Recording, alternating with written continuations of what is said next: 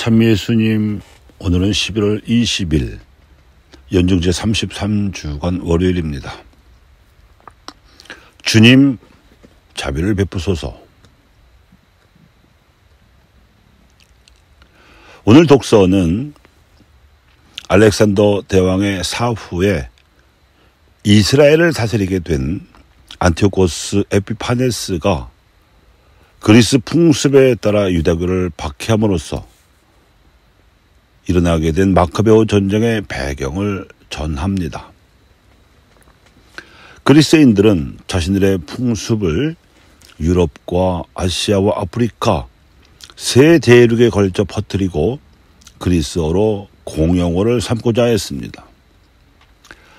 하느님을 알지 못하던 문화제국주의 오만이요, 군사력을 앞세워 자신들이 이룩한 문명을 전파한다는 명분으로 자행된 야만이었습니다. 그래서 유일신이요 인격신을 믿어오던 유다인들은 율법에 따라 지켜온 관습을 버리게 되었을 뿐만 아니라 발견되는 대로 율법서를 찢어 불태워 버려야 했습니다. 이런 박해의 시절에 그리스인들이 강요한 이런 박해 행위에 대하여 차라리 죽기로 작정한 유다인들이 많았습니다. 이러한 문화 충돌 현상은 우리 역사에서도 일어났었습니다. 아주 오랜 옛날부터 하느님을 섬겨오기는 했지만 고구려 소수리방 시절인 4세기 무렵에 정신적 주체성이 희미해지자 왕권을 강화해보겠다고 인도에서 유래한 불교를 도입하여 민족 고유의 정신 전통이 민간으로 숨어들어 무속화되어 버리고, 고려 말에는 중국에서 들여온 유학을 조선 사대부들이 유교로까지 숭상하여 공자의 나라로 만들어 보겠다고 통치 이데올로기로까지 삼는 바람에 이에 가려서 알지 못하던 하느님을 서양에서 유래한 천주교를 통하여 비로소 알게 되었을 때 유교를 또 받들던 조선 왕조와 유림들은 천주교 신자들을 박해했습니다. 그리고 박해를 받게 된 천주교 신자들은 죽을지언정 천주님을 배반할 수는 없어서 치명했습니다. 그 박해와 치명의 역사가 100년입니다. 그 신앙 선조들의 증거와 희생으로 한결에는 이 땅에 살아온 역사 반만 년 만에 비로소 하느님을 보게 되었습니다. 오늘 복음은 예리코의 눈머니가 예수님을 만나서 눈을 뜨게 된 이야기입니다. 그런 나자렛 사람 예수님께서 지나가신다는 소문을 듣고 이렇게 부르짖었습니다. 다윗의 자손이시여, 저에게 자비를 베풀어 주십시오. 눈먼 그가 예수님을 다윗의 자손으로 부른다는 것은 하느님께서 보내신 메시아로 인정한다는 고백입니다. 절박하게 부르짖던 그의 외침이 시끄럽다고 사람들은 잠자고 있으라고 꾸짖었지만 그는 더욱 큰 소리로 외쳤습니다. 그러자 이 소리를 들으신 예수님께서 걸음을 멈추시고 그를 데려오라고 분부하셨고, 드디어 그분 앞에 가까이 다가온 그에게 물으셨습니다. 내가 너에게 무엇을 해주기를 바라느냐? 눈먼 사람이 그토록 절박하게 자비를 베풀어 달라고 부르짖었다고 있다는 것이 무슨 뜻인 줄을 뻔히 아시면서도, 즉 눈을 뜨게 해달라는 뜻인 줄을 뻔히 아시면서도 그가 자기 입으로 청혼할 수 있도록 기회를 주신 겁니다. 말하자면 인격적인 존재로서 대우를 하신 거지요. 그래야 그의 인격적인 믿음을 바탕으로 해서 예수님께서 그에게 베푸실 자비가 그가 원하는 대로 이루어질 수 있기 때문이었습니다. 그래서 그는 다시 볼 수 있게 해달라고 청했고, 과연 즉시 볼 수 있었습니다. 여기서 예수님께서 눈먼 그에게 직접 자기 입으로 청혼할 수 있도록 물으시고 그가 볼 수 있게 해달라고 청혼한 대화와 만남을 가톨릭 사회교리에서는 보조성의 원리라고 가르칩니다. 비록 눈먼 그를 볼 수 있도록 자비를 베푸시는 분은 예수님이시고 예수님의 신적인 능력으로 말미암아 그의 눈을 뜨게 해줄 수 있었지만 그분의 그 기적 능력이 현실화될 수 있었던 계기는 그가 2번이나 큰 소리로 그분을 메시아로 고백하면서 청원을 구체적으로 밝힐 수 있었던 데 있었습니다.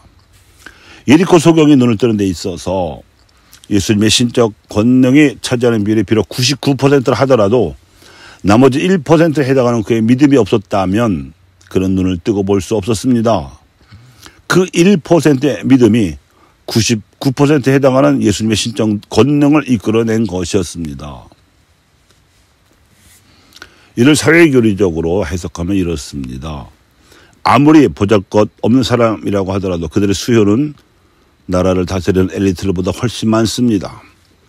권력과 지식을 보유한 엘리트들이 운영하는 국가 권력은 이 보통 사람들이 사회의 공동선에 참여하고 그 혜택을 누릴 수 있도록 그들의 목소리를 들어야 하고 그들의 몫을 가로채지 말아야 합니다. 비록 국가 권력이 사회 공동선에 대해 책임져야 하는 몫에 비하면 보조적일지 모르지만 그래서 보조성의 원리라는 말이 나왔지만 다수 국민의 주체성과 자율성을 오히려 보장해 주어야 사회 전체의 공동선이 증진될 수 있습니다. 민주주의의 실질적 요체가 여기에 있습니다. 이 땅에서 천주교 박해가 종식된 이후 천주교 신자들은 신앙의 자유를 얻었고 이에 힘입어 무혈 입성한 개신교에도 들어와서 교세를 늘렸습니다. 그 결과 또 다른 100년이 흐르는 동안 천주교 신자들은 500만을 헤아리고 개신교 신자들은 1000만 성도를 자랑할 정도가 되었지만 아직도 이 땅의 결에는 복음이 들어오기 전 천지신명이라는 이름으로 알고 있던 하느님을 알고 믿는 기복적 수준을 크게 벗어나지 못하고 있습니다. 유일신이시며 인격신이시고 사람들 한가운데 내려와 계시는 예수님을 믿는 이들은 아주 적어 보입니다. 다수 믿는 이들에게 예수님은 현세에서 자신들의 마음을 평안하게 해줄 수 있는 다윗의 자손이시고 내세에서 천국의 영원한 생명을 누리게 해주실 메시아이신 정도로 기복적인 신앙의 대상일 뿐입니다. 그래서인지 일제강점기와 분단, 전쟁과 독재를 겪으면서 세상에 빛이 된다거나 이웃을 위한 사랑의 십자가를 짊어지는 정도로까지는 신앙이 진보하지 못했습니다.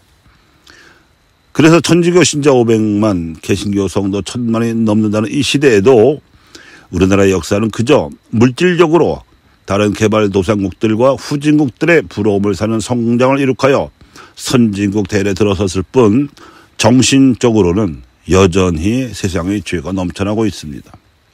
믿는 이들이 믿지 않는 이들보다 더 낫다는 평판이 아직 낫습니다. 그렇지 않습니까? 오히려 믿는 이들을 걱정하는 세상의 소리도 들려옵니다.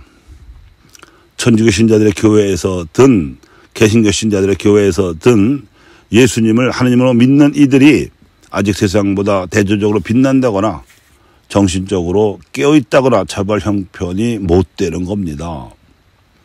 그래서 미사의 기도문에 도입된 예리코 소경의 기도가 더 절박합니다. 주님, 자비를 베푸소서. 인간이 되신 하느님께서는 믿는 이들의 믿음을 통해서 역사에 드러나셔야 합니다. 이제 하느님과 인간과 역사를 보는 눈으로 나누어 살펴본 바를 종합하여 간추려 보겠습니다. 독서에서 언급된 에피파네스를 비롯한 그리스인들은 하느님을 보지 못한 채 여러 민족들의 풍습과 언어를 말살하려는 죄악을 저질렀고 조선 후기 조정과 유린들 역시 하느님을 믿겠다는 천주교 신자들을 100년 동안이나 죽이는 박해를 자행했습니다. 하지만 마카베오를 비롯한 유다인들은 헬레니즘에 저항하여 죽기를 무릅쓰고 신앙을 지켰고 조선의 천주교 신자들은 기꺼이 목숨 바쳐 신앙을 지켰습니다. 특히 이벽과 정약용, 황일광 등은 서양에서 전해된 천주교 교리를 그저 수용하는 데 그치지 아니하고 우리 민족 고유의 정신 전통을 되살려 토착화시키려는 수고까지 아끼지 않았습니다. 하느님을 보았기 때문이고 볼 수 있었기 때문이며 보여주고자 했기 때문입니다. 또한 복음에 등장하는 예리코의 눈먼이는 바르티메오로 알려져 있습니다. 예수님께서 기적적인 치유 능력을 발휘하셔서 눈을 뜨게 해주신 사람들은 여럿이지만 그가 유독 돋보이는 이유는 벳사이다의 소경과 달리 매우 적극적으로 그리고 주변의 구박에도 주눅들지 않고 자신의 입으로 먼저 예수님의 정체를 알아보고 고백을 함으로써 단번에 눈을 떴기 때문입니다.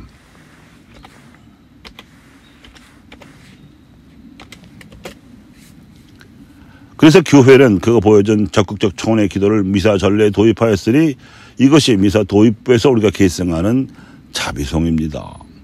우리도 3번 반복하지요. 교회 역사상 무수한 신앙인들이 이 자비송에서 힘과 영감을 얻었고 끝내 하느님을 보는 눈을 떴습니다. 특히 보조성 원리로 설명드린 바와 같이 보잘것없는 이들의 인권과 자존심에 눈을 뜨고 자비와 사랑으로 선양을 베풀어서 수많은 가난한 이들을 하느님께로 이끌고 역사의 주역으로 나서게 한 무수한 신앙인들이 교회를 세상의 빛으로 존재하게 하였습니다. 그리고 신앙인들과 가난한 역사 주역들의 존재와 활약이 오늘날 가톨릭 사회의 교리를 형성하게 만든 숨은 힘이었습니다. 역대 교황들께서 그 힘을 알아보시고 교회의 가장 권위 있는 형식으로 발표하신 것이 사회의 교리가 된 거죠. 그리하여 이 사회의 교리는 역대 교황님들과 공회가 합작하여 이룩한 교회의 거룩한 전통으로서 계시의 또 다른 원천이 되었습니다. 바로 하느님과 가난한 이들을 통하여 인간을 보게 하는 계시입니다. 이제 마지막으로 역사를 보는 눈에 대하여 말할 차례입니다. 역사는 하느님과 인간이 함께 만들어가는 무대입니다. 우리는 학교에서 헬레니즘의 역사에 대하여 아무런 비판적 시선을 배우지 못했지만 오늘 독서인 마카베오서는 매우 날카롭게 그리스 문명이 저지른 야만적 악행에 대하여 신랄하게 비판하고 있습니다. 이런 관점과 논점이 신관에 의한 사관 비평입니다. 이에 따라서 우리의 한국천주교회사도 마카베오의 용기를 배울 필요가 있습니다. 또 마카베오 서의 저자들이 발휘한 용기도 배울 필요가 있지요. 우리는 순교자들의 영광을 현양하고 그 중에서도 특히 남자 양반 순교자들을 주로 기억하고 있으며 김대건과 최영옥 같은 사제들의 공로를 간판 스타로 내세워왔습니다. 하지만 무명 치명자들은 복자와 성인품에 오르는 순교자들의 수요보다 100배나 많고 남자 순교자들보다 여자 순교자들은 거의 2~3배에 이르며 김대건과 최영업 사제들이 정작 지향하고자 했던 가치와 시대 비판에 대해서는 다루지도 못하고 있습니다.